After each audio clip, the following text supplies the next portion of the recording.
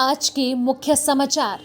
Supreme court ने गृह मंत्रालय को ईसाई संस्थानों पर हमले के खिलाफ सख्त कार्रवाई करे। गणेश उत्सव के जुलूस के लिए भीड़ इकट्ठा करने में नाकाम युवक की बेरहमी से पिटाई।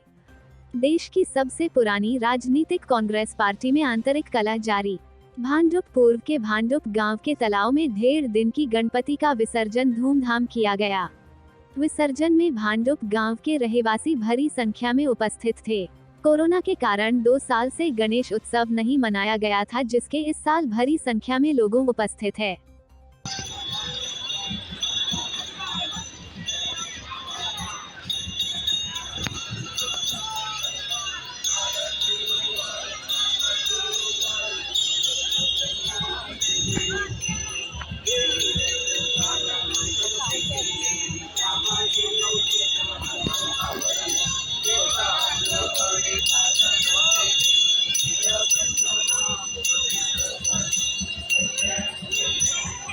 डबा टाकायचा का?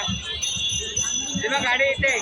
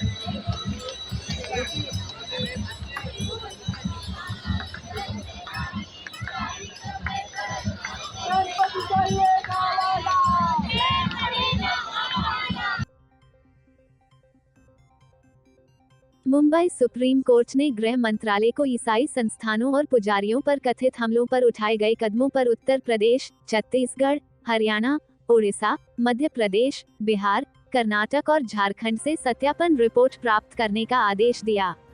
सुप्रीम कोर्ट का कहना है कि इन राज्यों के मुख्य सचिवों को फर्द दर्ज करने, जांच की स्थिति, गिरफ्तारी और चार्जशीट दाखिल करने के संबंध में जानकारी देना सुनिश्चित करना चाहिए।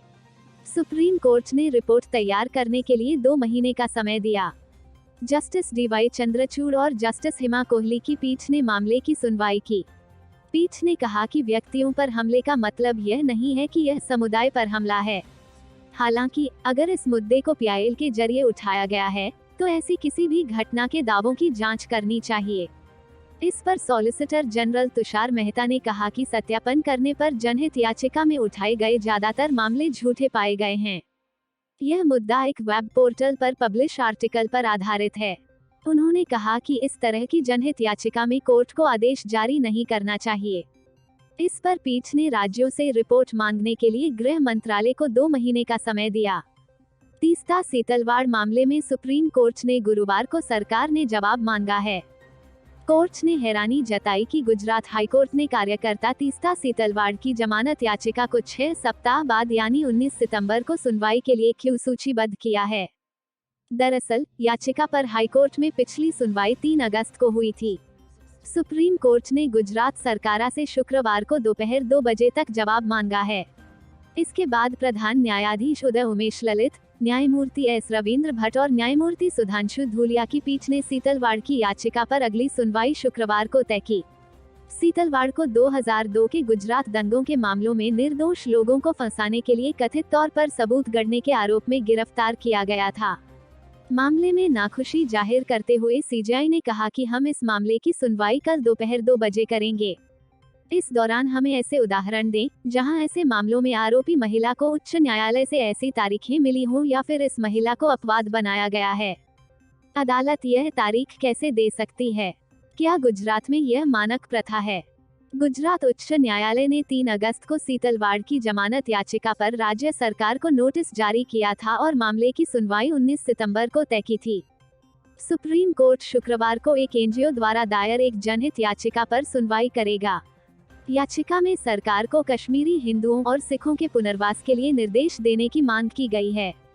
इसमें उन कश्मीरी हिंदुओं और सिखों को राहत देने की मांग की गई है जो 1990 में और उसके बाद कश्मीर से देश के किसी अन्य हिस्से में पलायन कर गए थे। जस्टिस BR गवई और जस्टिस CT रविकुमार की बेंच 2 सितंबर को मामले की सुनवाई करेगी। ठाणे। महाराष्ट्र के ठाणे में गणेश उत्सव के जुलूस के लिए भीड़ इकट्ठा करने में नाकाम रहने के कारण 4 लोगों ने ठाणे जिले के कल्याण के 18 वर्षीय युवक की कथित तौर पर पिटाई की। पुलिस के एक अधिकारी ने बृहस्पतिवार को यह जानकारी दी। कोलसेवाड़ी पुलिस थाना के एक अधिकारी ने बताया कि सत्यम सोनी ने वादा किया था कि वो लोगों को स्वागत जुलूस के लिए बुलाएगा, लेकिन त्योहार नजदीक आते ही उसने फोन उठाना बंद कर दिया, जिससे आरोपी नाराज हो गए। उन्होंने कहा, चारों आरोपी उसके घर गए और उससे मारपीट की। चारों की पहचान कर ली गई है, लेकिन किसी को गिरफ्तार नहीं किया गया है। भारत देश की सबसे पुरानी राजनीतिक पार्टी में सब कुछ ठीक नहीं है। पार्टी आंतरिक कलह का सामना कर रही है। ये तब और भी ज्यादा साफ हो गया जब इंडियन ओवरसीज कांग्रेस सचिव वीरेंद्र वशिष्ठ ने राहुल गांधी के खिलाफ बोलने पर अपनी ही पार्टी के नेता और महाराष्ट्र के पूर्व CM पृथ्वीराज चव्हाण के खिलाफ कार्रवाई की मांग की है। उन्होंने पार्टी की अनुशासन समिति के प्रमुख को इस बाबत ईमेल भी भेजा है।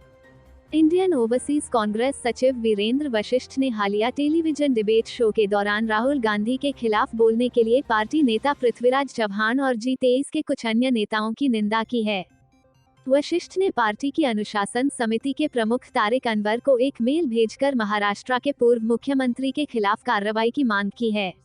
अपने ईमेल में वशिष्ठ ने कहा कि मैं कांग्रेस पार्टी के आंतरिक चुनावों के संबंध में पिछले कुछ दिनों से टीवी चैनलों पर पृथ्वीराज चव्हाण के झूठे बयानों की ओर आपका ध्यान आकर्षित करना चाहता हूं। मैं राहुल गांधी के खिलाफ भी झूठ बोलने के लिए उनके खिलाफ कार्रवाई की मांग करता हूं।